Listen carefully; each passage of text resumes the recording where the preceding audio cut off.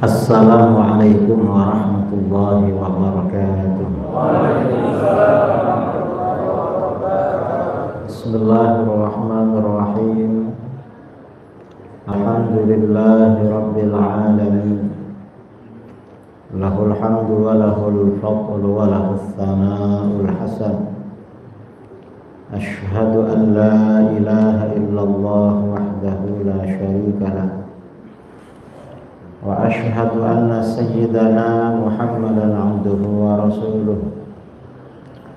Allahumma shalli ala sayyidina Muhammadin al-fatih lima ughliq wal khatim lima sabaqa nashril haqq bil haqq wal hadi ila shiratikal mustaqim wa ala alihi wa sahbihi haqqa qadrihi wa qadarihi al-azim. Amma ba'du.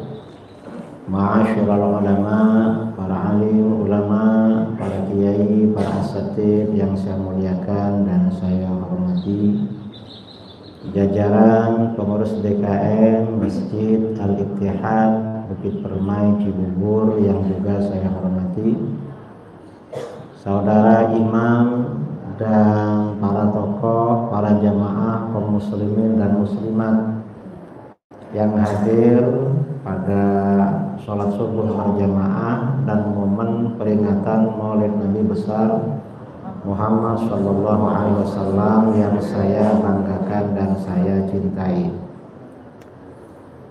Sekarang ini umat Islam di mana-mana mengadakan perayaan Maulid Nabi. Mengapa mengadakan perayaan Maulid Nabi?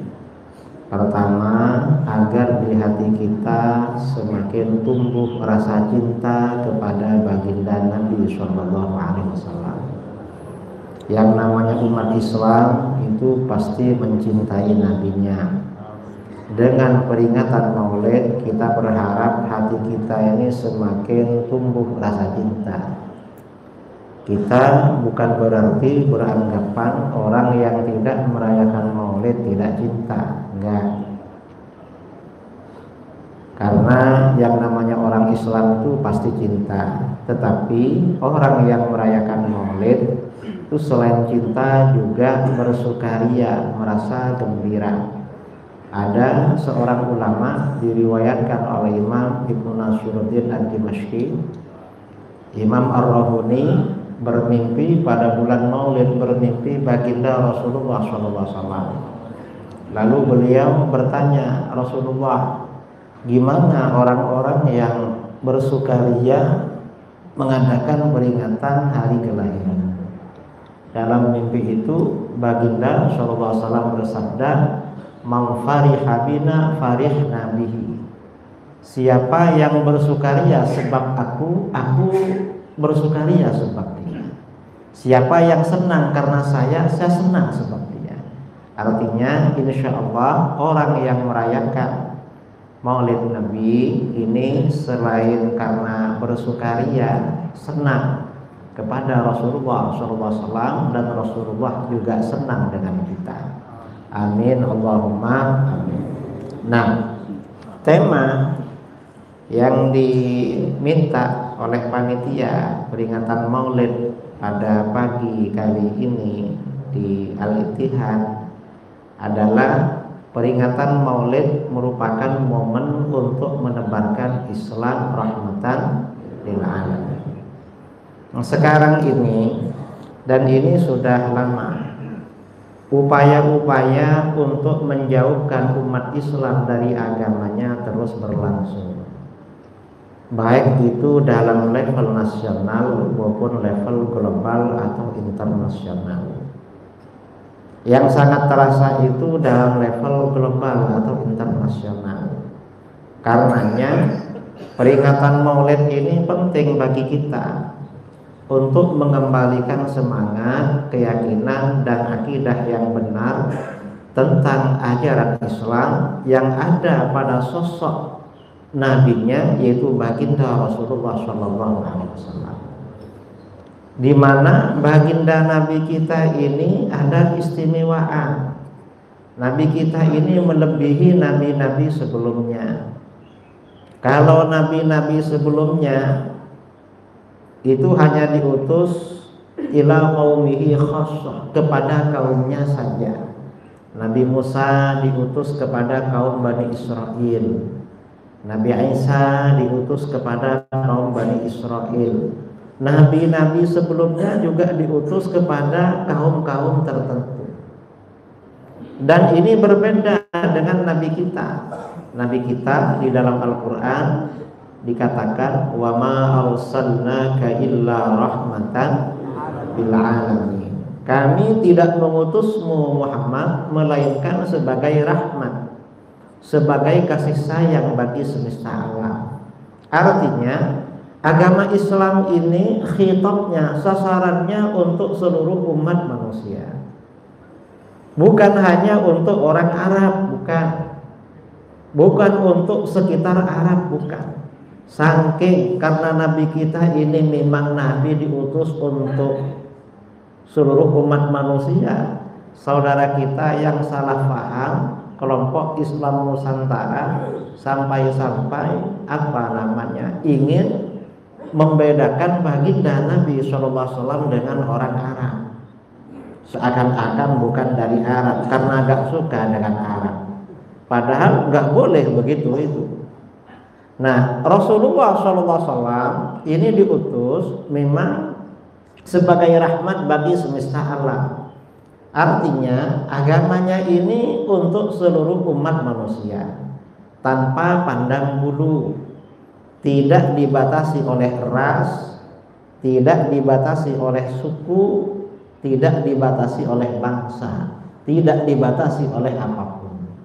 Tapi semuanya memang adalah umatnya baginda Rasulullah SAW. Nah, belakangan ini upaya-upaya untuk merusak akidah itu sudah mulai. Sekarang ini di tengah-tengah konflik peperangan antara umat Islam di Gaza. Umat Islam di Gaza itu sebenarnya mewakili umat Islam seluruh dunia yang sekarang tidak peduli melawan Israel. Dan itu sebenarnya musuhnya bukan Israel. Siapa? Itu Amerika dan negara-negara barat. Yang perang itu bukan Israel, saudara. Kalau cuma Israel cepat habis. Ini Israel senjatanya kok gak habis-habis, karena pabriknya di Amerika, di Jerman, di Inggris, di mana-mana. Mereka yang kirim senjata. Nah, ini Amerika dan Israel ini sudah lama mencanangkan menyebarkan yang namanya Diyanatu Abraham religion, agama Abraham. Dan negara-negara Arab ini memang diwajibkan ikut Abraham religion. Apa Abraham religion itu? Abraham religion ini semacam sinkretisme. Jadi membenarkan semua agama, kemudian mendekatkan agama Islam pada agama-agama lain di luar Islam. Di antara programnya apa Abraham religion ini? Di antara programnya pluralisme, mengakui bahwa semua agama adalah benar atau sama. Dan ini gak benar menurut Islam, gak benar. Karena di dalam Islam sudah ada garis merah yang jelas Inna dina indallahil Islam. Sesungguhnya agama yang benar menurut Allah hanyalah Islam. Yang tidak ikut Islam, wa may yabtaghi ghairal islami dina falyuqbala minhu wa huwa fil akhirati minal khasirin. Siapa yang mencari agama selain Islam, maka tidak akan diterima agama selain Islam itu, dan dia di akhirat termasuk orang-orang yang merugi alias masuk neraka. Umat Islam harus punya keyakinan seperti itu, bahwa orang yang bukan Islam masuk neraka. Jadi gak sama Islam itu dengan di luar Islam, gak sama. Ini Abraham religion. Kemudian cara-cara menyebarkan pluralisme ini sudah kita rasakan di Saudi Arabia, di Mesir, di mana-mana. Ini program Apa di antaranya? pertama mengurangi jumlah masjid di negara-negara Islam. Di Mesir banyak masjid-masjid di kota-kota itu dirobohkan. Alasannya penataan kota. Kemudian lagi pengurangan kurikulum agama. Di negara-negara Arab pengajaran agama-agama dikurangi. Termasuk di Arab Saudi sudah keluar kebijakan pengajian di masjid-masjid dikurangi. Walaupun yang ngajar Wahabi, tapi dikurangi kecuali khutbah Jumat. Kemudian juga suara azan ini cukup di dalam masjid saja, gak boleh keluar. Kita ingatkan ya, ada mungkin orang ini menjalankan misi Abraham Religion. Dulu ada seorang menteri, entah menteri apa, itu protes azan di masjid katanya terlalu keras sampai mengganggu masyarakat sekitar. Lah memang harus diganggu dengan azan, memangnya mau tidur terus? Azan ini memang kewajiban, memang ini syiar Islam. Gimana kalau gak ada azan? Ini kan program Abraham Religion. Kemudian juga ya, dan ini terasa di Saudi, masjid-masjid di luar Masjidil Haram, azan itu semakin kecil. Selain tanah suci. Kemudian selain ini, program Abraham Religion ini, negara-negara Islam harus terbuka menerima budaya-budaya dari Barat. Karenanya di Arab Saudi, kalau sebelum tahun 2018 kita pergi haji atau umroh, sampai di ruang imigrasi yang menerima biasanya laki-laki Arab. Sampai kita penasaran mukanya wanita Arab kayak apa, karena pakai cadar. Sekarang ini kita haji umroh, petugas imigrasi semuanya perempuan dan sudah dibuka wajahnya. Dan ini bagian dari Abraham Religion. Dulu kalau kita haji umroh, biasanya turun dari hotel, di bawah itu kan ada pertokoan. Ada pertokoan, ada mall-mall. Yang jaga dulu laki-laki. Nah, sekarang ini yang jaga dah banyak perempuan. Dan bukan hanya buka cadar, tapi buka aurat. Mengapa? Pakai kerudung tapi rambutnya kelihatan. Ini di sekitar Masjidil Haram. Kemudian juga Arab Saudi dalam rangka Abraham Religion ini sudah mengundang artis-artis Hollywood dari Barat, artis India, artis Thailand diundang ke sana. Mungkin yang belum diundang artis Indonesia, karena artis Indonesia sibuk jadi DPR.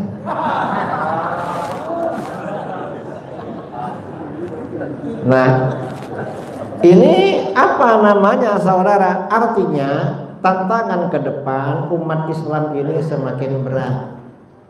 Fitnah akhir zaman ini semakin berat. Dalam hadis riwayat Imam Ibnu Majah, Rasulullah SAW bersabda, takunu fitanun yumsir rajulu mu'minan wa yusbihu kafiran.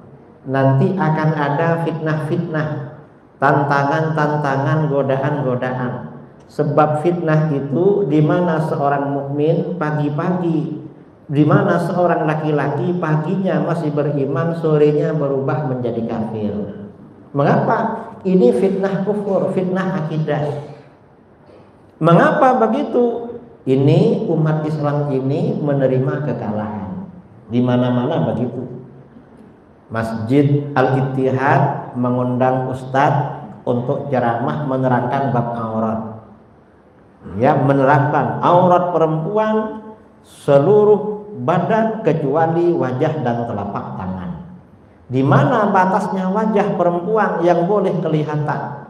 Wajah perempuan di atas adalah bagian tempat tumbuhnya rambut. Di bawah adalah batasnya adalah dagu. Ini ditutupi. Jadi rambut jangan nampak kelihatan karena itu aurat. Dapat beberapa hari pergi umroh, orang Cibubur, sampai di tanah suci, lalu karena dia ikut program umroh yang mahal, hotelnya di Tower Zam-Zam. Paginya begitu turun dari Tower Zam-Zam sampai di bawah mau ke Masjidil Haram, ternyata yang jaga toko-toko wanita-wanita Arab pakai kerudung, tetapi lehernya kelihatan, telinganya kelihatan, rambutnya kelihatan. Akhirnya dia mikir, loh, jangan-jangan ustadzku di Al-Ittihad itu keliru.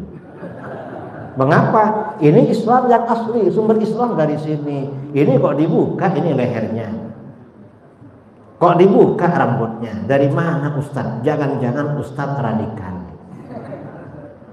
Artinya apa? Bisa terpengaruh saudara.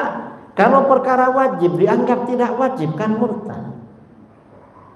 Karenanya di akhir zaman ini di dalam hadis itu dikatakan illa man ahyahullahu bil ilmi, kecuali orang-orang yang dihidupkan oleh Allah dengan ilmu. Artinya orang yang bisa selamat dari fitnah akhir zaman itu orang yang punya ilmu. Orang itu kalau mah hanya mengandalkan figur, saya ikut kiai ini, saya ikut kiai ini karena ini hebat ketua umum MUI misalnya, saya ikut kiai ini karena ini menteri, saya ikut kiai ini karena ini pengurus NU, ikut kiai ini karena pengurus Muhammadiyah. Gak bisa sekarang. Tapi bagaimana? Tiap orang itu harus berusaha punya ilmu agama, terutama yang dasar-dasar. Mengapa? Khawatir tokoh yang menjadi panutan, orang yang ditokohkan itu suatu saat tergelincir, terpengaruh, fatwanya berubah lagi, fatwanya berubah. Dulu bilang haram, sekarang bilang halal misalnya. Loh, ini kok macam lebih hebat sekarang. Dulu beliau bilangnya haram, sekarang kok halal. Ini pasti dalilnya lebih kuat ini. Artinya kalau nggak punya ilmu itu bahaya. Makanya di akhir zaman momen-momen acara maulid ini penting untuk mengembalikan kita melihat Islam yang sahih, yang benar pada sosok pendiri, pada sosok nabinya baginda Rasulullah SAW. Ini Islam rahmatan lil alamin. Dan ini bahwa Islam ini memang benar-benar rahmatan lil alamin. Ini yang menyebabkan banyak orang-orang barat itu masuk Islam. Dan yang masuk Islam itu para pakar, para tokoh, bukan orang biasa-biasa. Dan umat Islam, ya, umat Islam itu harus menanamkan keyakinan paling mendasar di dalam hatinya bahwa menjalankan syariat Islam itu hukumnya wajib. Baik itu dalam level pribadi, tatanan pribadi, level keluarga, level lingkungan maupun level yang lebih tinggi. Cuma mengapa? Sekarang ini memang ada kampanye dan sudah lama agar orang alergi dengan syariat Islam.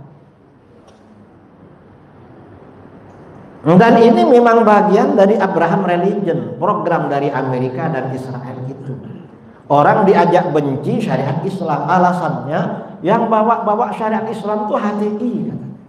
Loh, HTI sudah gak ada sekarang. Ya HTI memang gak bener, ajaran sesat. Tapi ketika HTI bilang syariat Islam ini wajib, gak salah mereka. Syariat Islam ini memang wajib dijalankan. Paling enggak kita menanamkan keyakinan syariat Islam ini wajib ditanamkan. Mengapa? Karena Nabi kita diutus sebagai rahmatan lil alamin. Maksudnya hukum syariatnya berlaku sampai kapan saja. Syariat Islam ini gak bisa direvisi, gak bisa dinasakh oleh ajaran apapun, berlaku. Paling enggak, walaupun kita gak menjalankan, negara kita gak menjalankan, akidah kita, iman kita masih tersisa di dalam hati. Paling enggak seperti itu. Saya sering ditanya, Kiai, kenapa sekarang syariat Islam gak dijalankan? Ya, bangsa kita memang masih lebih banyak yang belum dapat hidayah. Ya gimana? Ya kita pelan-pelan ngajak mereka ke dalam Islam. Dan di akhir zaman memang orang itu semakin jauh dari syariat Islam. Karenanya sekarang ini kita perhatikan orang-orang di barat itu sangat peduli pada Islam. Coba bayangkan Yang demo tiap hari membela Gaza bukan orang Arab, tapi orang Amerika, orang Perancis, orang Jerman, orang Inggris. Demonya ramai-ramai hampir tiap hari. Di negara-negara Islam susah melakukan demo, apalagi di negara-negara Arab. Di negara-negara Arab ini demo membela Gaza bisa ditangkap, terutama di Arab Saudi. Ya namanya negeri Wahabi kan. Ini di sana. Justru orang-orang Barat. Dan ini peristiwa Gaza ini pengaruhnya luar biasa. Puluhan ribu orang-orang Barat masuk Islam. Karena dengan peristiwa ini mereka mempelajari Islam. Setelah mereka mempelajari Islam, hidayah diberikan oleh Allah pada mereka. Ini memang perang Gaza ini termasuk salah satu cara Allah mengislamkan orang di Barat.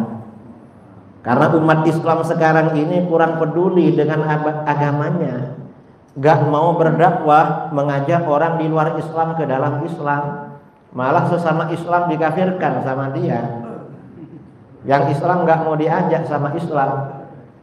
Akhirnya apa? Umat Islam diberi sanksi oleh Allah. Saudara kita dibantai oleh orang kafir, kita diam gak mampu berbuat apa-apa.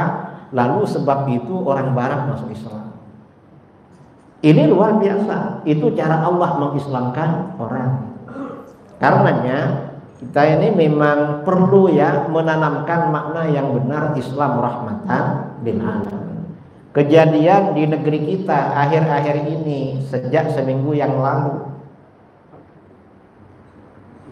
sebelumnya ya seminggu lebih yang lalu ini mengapa? Karena bangsa kita ini semakin jauh dari Islam. Jadi semakin jauh dari keteladanan. Kalau kita meneladani baginda Rasulullah SAW, Rasulullah SAW itu sosok yang teladan sejak lahir. Sejak lahir sudah menjadi sosok yang teladan, gak sama dengan bayi-bayi biasa. Kata Siti Halimah As-Sa'diyah, riwayat masa kecil Rasulullah SAW yang banyak riwayatnya dari Siti Halimah As-Sa'diyah, karena ibunda beliau wafat ketika baginda berusia berapa? 6 tahun. Jadi ketika 6 tahun ibunya wafat, jadi gak banyak cerita. Sedangkan Siti Halimah ini wafat sampai menangi baginda Rasulullah itu berjaya menguasai Jazirah Arab. Mekah ditaklukkan, sehingga di dalam Sunan Abi Dawud diriwayatkan ketika Rasulullah SAW ada di Ji'ranah di Mekah berkumpul bersama para sahabat, tiba-tiba ada seorang ibu, nenek-nenek, seorang ibu yang sudah tua datang menghadap beliau. Lalu baginda menghamparkan selendangnya. Lalu ibu itu duduk di depan beliau, baginda duduk di belakangnya. Orang-orang bertanya, siapa itu? Kok sangat dihormati? Kata orang yang kenal, itu ibundanya Siti Halimah As-Sa'diyah yang menyusui beliau. Akhirnya apa? Para sahabat mendatangi beliau. Setelah itu ya mendatangi beliau, mengorek-ngorek tentang riwayat masa kecilnya. Gimana ketika masih kecil? Kata Ibu Halimah, Siti Halimah As-Sa'diyah, saya menyusui Rasulullah, saya kasih susu yang sebelah kanan, yang sebelah kiri untuk anak saya sendiri. Maka sejak saat itu, karena dikasih susu yang sebelah kanan, apabila setelah itu dikasih susu yang sebelah kiri gak pernah mau. Mengapa? Itu bukan haknya. Rasulullah itu sejak masih bayi dah ngerti haknya orang. Padahal itu saudara susu kan. Kita ini sama saudara kan gak peduli kan, tapi hak diperhatikan. Nah, sekarang ini jangankan saudara, hak rakyat dimakannya.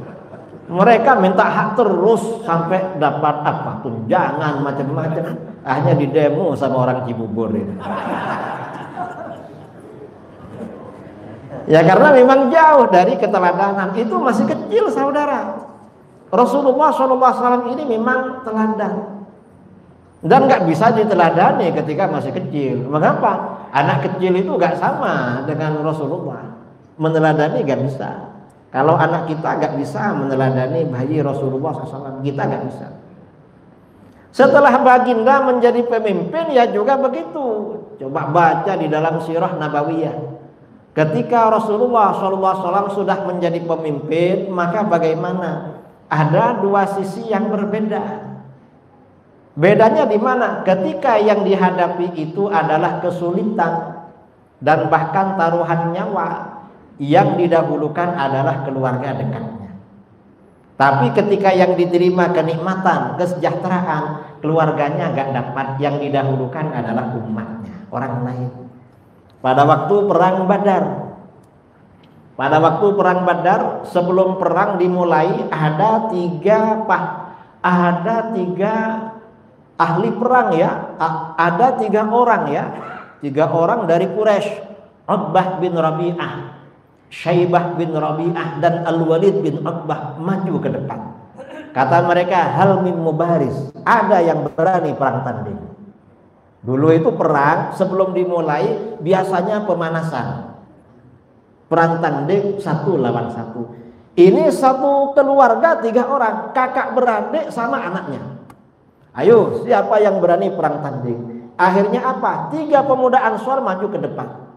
Karena yang maju ini tidak 3 pemuda Ansor, 3 orang musyrik Quraisy ini gak mau. Jangan, kita ini mau keluarga kami dari Mekah, yang hijrah dari Mekah aja, sama-sama dari Quraisy. Akhirnya apa? Siapa yang disuruh maju oleh Rasulullah? Yang disuruh maju pertama pamannya, yang kedua sepupunya, ketiga sepupunya. Ya Hamzah kum fabaris, Hamzah maju perang tanding. Ya Ali kum maju fabaris perang tanding. Ya Ubaidah kum fabaris, sepupunya juga. Akhirnya apa? Perang tanding 3 orang. Langsung keluarga dekatnya, saudara. Ketika yang dihadapi itu urusan nyawa, keluarga dekatnya. Akhirnya apa? 3 orang musyrik ini kalah, mati semua. Hamzah dengan Sayyidina Hamzah dan Sayyidina Ali sebentar saja sudah membunuh lawannya. Kemudian Sayyidina Ubaidah ini kalah, beliau cedera. Akhirnya musuhnya dipukul oleh Sayyidina Ali dan Sayyidina Hamzah. Akhirnya berapa berarti? Berarti 3 separuh, bukan 3-1 ya. Kalau Ubaidah ini dibawa ke pinggir dan cedera, setelah itu meninggal. Artinya ketika yang diterima ini urusan nyawa, keluarga dekat yang dapat. Tapi ketika yang diterima ini kenikmatan, yang enak-enak, keluarganya gak dapat. Setelah Siti Fatimah menikah dengan Sayyidina Ali, Sayyidina Ali ini orangnya fakir. Menantunya Rasulullah SAW ada 3. Ada yang saudagar kaya, Sayyidina Utsman bin Affan. Namanya orang kaya, pasti istrinya jadi ratu. Mengapa? Punya pembantu di rumah. Kemudian menantu satunya pedagang juga. Ada orang miskin, Sayyidina Ali. Sayyidina Ali menantu juga. Jadi menantu Rasulullah yang kaya ada, yang miskin ada. Kamu kalau punya anak perempuan jangan miskin semua menantunya. Ya mungkin salah satunya agak berada lah, tapi jangan kaya semua. Nah, Siti Fatimah ini karena orang miskin, Sayyidina Ali orang miskin, gak punya pembantu. Beliau ini menggiling gandum sendiri, dibuat tepung, dibuat roti. Karena Siti Fatimah ini anaknya ya, begitu menikah segera punya anak. Lalu gak lama kemudian punya anak lagi. Kata orang Jawa sundul, anaknya usianya dekat-dekat. Kan repot itu, menggiling gandum untuk bikin tepung, bikin roti, repot. Akhirnya tiba-tiba Rasulullah SAW dapat kiriman budak. Mengirim sahabat perang, dapat mengirim kiriman budak banyak. Akhirnya Siti Fatimah lobby datang menghadap Rasulullah. Rasulullah, gimana kalau saya minta budak bantu kerja rumah tangga di rumah, kecapean kerja. Ternyata apa? Rasulullah gak jawab. Rasulullah biasanya kalau nggak mau nggak bilang, nggak diem.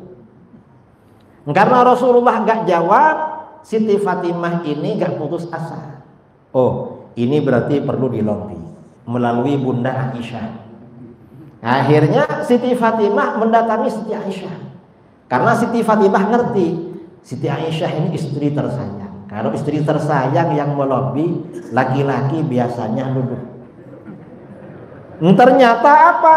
Begitu Aisyah menyampaikan kepada Rasulullah, Rasulullah gak jawab juga. Malamnya ketika Sayyidina Ali dan Siti Fatimah dah mau istirahat, tiba-tiba Rasulullah SAW datang.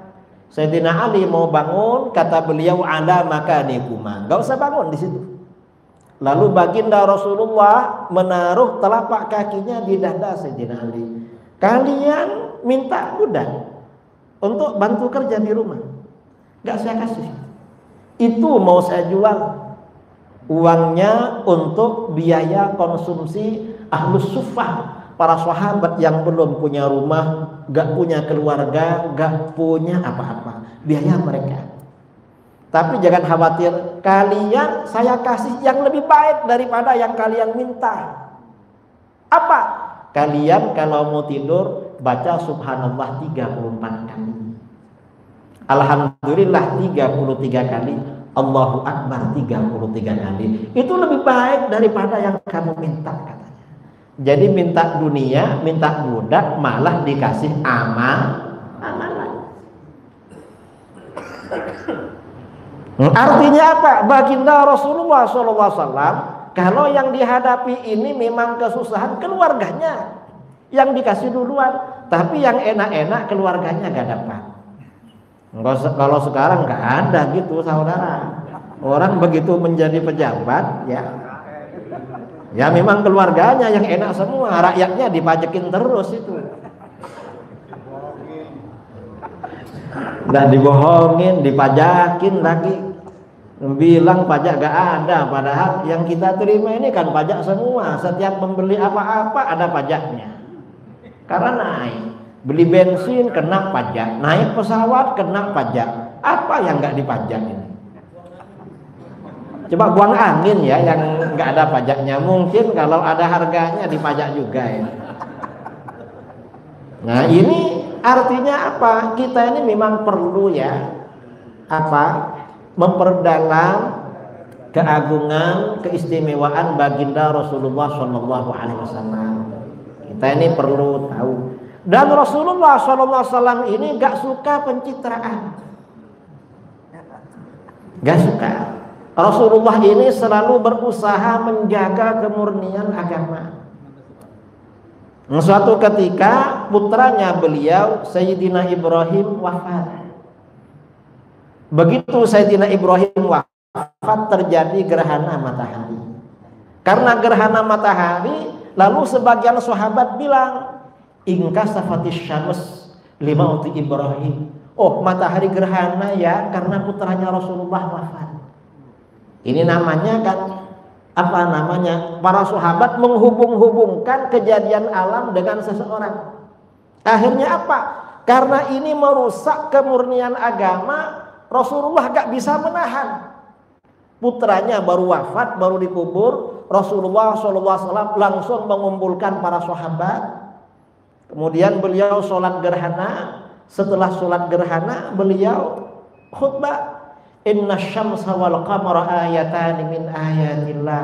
Matahari dan bulan ini termasuk tanda-tanda kekuasaan Allah. La yankasifani li mauti ahadin wala li hayati. Matahari dan bulan tidak gerhana karena seseorang hidup atau karena seseorang mati, gak ada hubungannya. Kalau kalian melihat, fa idza ra'aitum zalik, kalau kalian melihat matahari atau bulan ini gerhana, fasjudu, kalian sujud. Wa tubu wastaghfiru, baca istighfar, wa tasaddaqu, dan kalian bersedekah. Artinya apa? Rasulullah gak suka pencitraan. Coba Rasulullah ini suka pencitraan ya. Coba yang yang dibuat-buat ini tokoh biasa, paling enggak diam. Karena diam aja orang tambah mantap. Tapi bagaimana Rasulullah nggak mau diam, karena ini bikin-bikin. Dan ini penting karena sekarang ini zaman medsos ini banyak pencitraan, saudara. Kadang-kadang buzzer-buzzernya menyerupakan junjungannya, kadang dimirip-miripkan dengan Nabi, gak boleh itu. Kadang dimirip-miripkan dengan Sayyidina Umar bin Khattab. Loh, Sayyidina Umar bin Khattab itu muridnya Rasulullah sallallahu alaihi wasallam, dimiripkan dengan Abu Bakar. Gak boleh begitu, itu pelecehan namanya. Khulafaur Rasyidin itu gak sama dengan orang-orang di bawahnya, selainnya gak sama. Karena Islam ini anti pencitraan. Nah ini saudara-saudara, saya kira yang perlu saya sampaikan. Maaf Ustadz Muzammil, karena yang saya sampaikan agak lama. Tadi beliau mintanya sampai jam 6 katanya. Setelah ini karena saya belum puas kalau belum disampaikan. Ini Maulid Nabi. Saya kayak ikut demo lah kemarin itu. Kira ini sebelum kita tutup, ini ada sisa waktu 5 atau 10 menit tanya jawab. Nah, langsung doa ya, karena gak ada yang tanya, langsung doa. Bismillahirrahmanirrahim. Alhamdulillahirabbil alamin hamdan yuwafi ni'amahu wa mazidah. Ya Rabbana lakal hamdu kama yanbaghi li jalali wajhika wa 'azimi sultanik. Subhanaka la nuhsi thana'an 'alaika anta kama asnaita 'ala nafsik. Walakal hamdu hatta tarda, walakal hamdu idza radit, walakal hamdu ba'da ridha. Allahumma shalli ala sayyidina Muhammadin salatan tunjina biha min jami'il ahwali wal afat, wa taqdi lana biha jami'al hajat, wa tutahhiruna biha min jami'is sayyi'at, wa tarfa'una biha indaka a'la darajat, wa tuballighuna biha aqsal ghayat min jami'il khairat fil hayat wa ba'dal mamat, wa ala alihi wa sahbihi wa sallim. Allahumma atina fid dunya hasanatan wa fil akhirati hasanatan wa qina adzaban nar. Rabbana hab lana min azwajina wa dhurriyyatina qurrata a'yunin waj'alna lil muttaqina imama. Allahumma inna nas'aluka al-huda wat tuqa wal 'afafa wal ghina. Allahumma la tada' lana dhanban illa ghafartahu wa la hamman illa farajtahu wa la maridan la shafaitahu wa la hajatan illa qadaitaha ya arhamar rahimin. Allahumma ahsin 'aqibatana fil umuri kulliha wa ajirna min khizyid dunya wa 'adzabil akhirah. Allahumma kfina bihalalika an haramika wa aghnina bi fadlika amman siwak. Allahumma qsim lana min khashyatika ma yahulu bainana wa baina ma'siyatik, wa min ta'atika ma tuballighuna bihi jannatak, wa min al-yaqini ma tuhawwinu bihi 'alaina masa'ibad dunya. Allahumma matti'na bi asma'ina wa basarina wa quwwatina ma ahyaytana, waj'alhu al-waritha minna waj'al tha'rana 'ala man zalamana وانصرنا على من عادنا ولا تجعل مصيبتنا في ديننا ولا تجعل الدنيا أكبر همنا ولا مبلغ علمنا ولا تسلط علينا من لا يرحمنا. اللهم اغفر لنا ذنوبنا ولوالدينا وارحمهم كما ربونا صغارا ولمشايخنا وأصحابنا وأحبابنا وذوي الحقوق علينا وللمؤمنين والمؤمنات والمسلمين والمسلمات الأحياء منهم والأموات.